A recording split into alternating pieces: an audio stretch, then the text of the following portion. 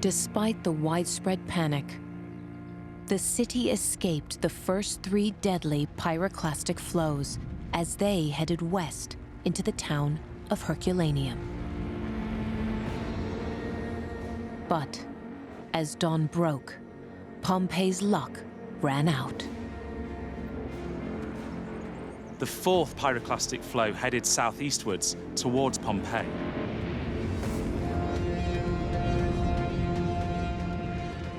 The air would have been thick with the smell of sulfur dioxide, a very strong eggy smell.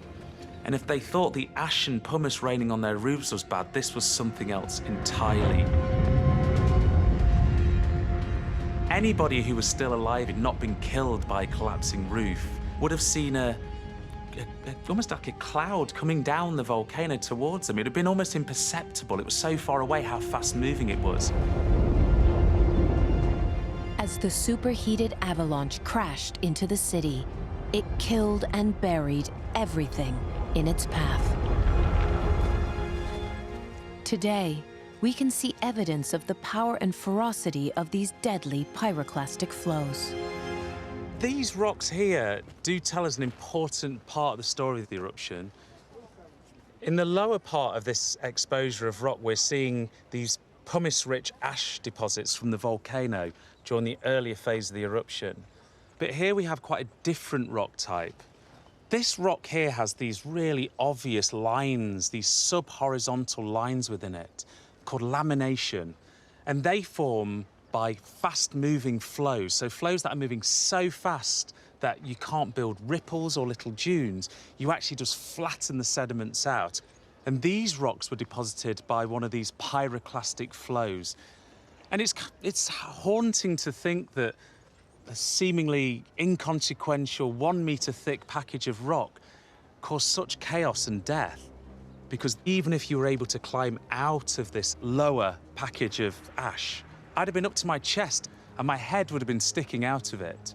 If I was lucky and I was strong, I could have clambered up to the top of that layer, but then suddenly the surge, the pyroclastic flow, would have just swept me off my feet, and that would have been the end of me.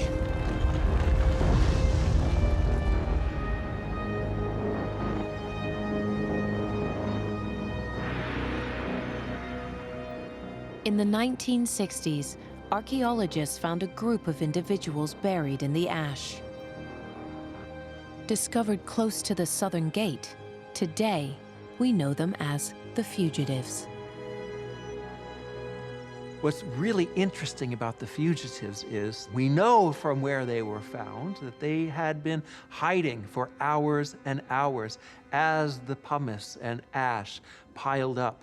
And really, to escape, they most likely had to go to the 2nd story of a house, crawl out of a window, perhaps during that very lull when they thought the eruption was ending.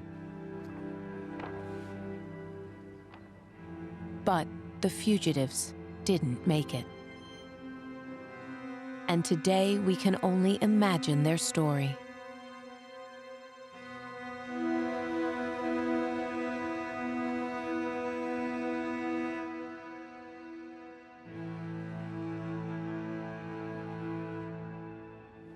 You have here an entire community, a small family perhaps.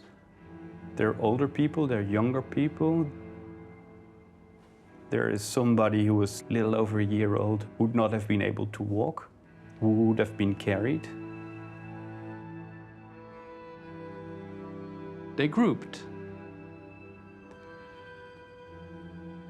They were not dead in an hour from the start of the eruption. They survived until the next morning. So they had a lot of time to think about what was happening and about how they could possibly respond to what was unfolding. Maybe the most direct parallel that we have is what happened in the Twin Towers after the 9/11 attacks. Because that also was a situation that was unknown to people. People understood what had happened to some extent, but they didn't know the buildings would collapse. And it's very hard to imagine how you respond then.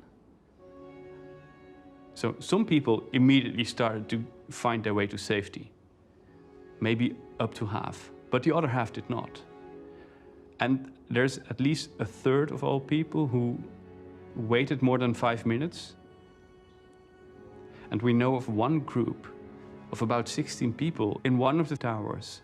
They got together in a conference room, had a conversation about the situation for about an hour, and then decided to leave the building. And think about what that might mean in a situation like in Pompeii, where you have very little time to decide. There will have been panic. There will have been fear. There will have been a lot of uncertainty. What are we going to do now? How are we going to get out? When is the right moment? But people stick together because you want to be with the people that you're most familiar with in the circumstances.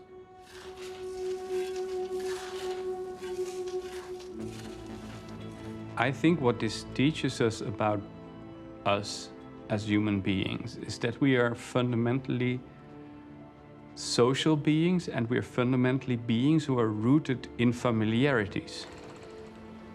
So, come a moment where you have no reference framework. You're starting to count your familiarities. You're going to go back to a place that you understand. But also you're going to take care of the people you know. So suppose I would be in a situation like that, I would immediately run for my family and make sure they were safe. But for these fugitives, it wasn't a straightforward decision process. It wasn't that you could make a right decision, you simply had to be lucky, and these people were unlucky. They were trying to navigate the crisis, and it didn't work out.